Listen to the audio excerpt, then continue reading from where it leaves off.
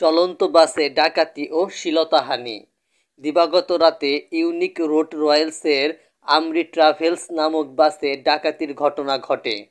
ওই দিন রাত 11টায় ঢাকার গাবতলী থেকে ৩৫ থেকে ৪০ জন যাত্রী নিয়ে বাসটি রাজশাহীর উদ্দেশ্যে রওনা হয়।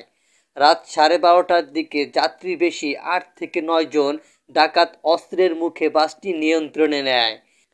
প্রায় ৩ ঘণ্টা ধরে বাসটিকে বিভিন্ন স্থানে ঘুরিয়ে যাত্রীদের টাকা পয়সা মালামাল লুণ্ঠন করে। এ সময় তারা ২ নারী যাত্রীর শ্লীলতাহানিও করেন।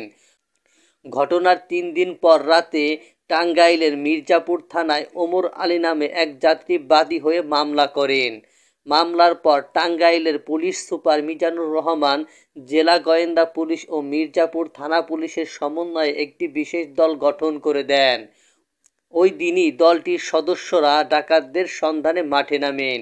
এর মধ্যে গোয়েন্দা পুলিশ সাভারের গেন্ডা এলাকা থেকে শহীদুল ইসলাম, মোহাম্মদ সবুজ ও শরীফুজ্জামান শরীফ নামে ৩ জনকে গ্রেফতার করা হয়।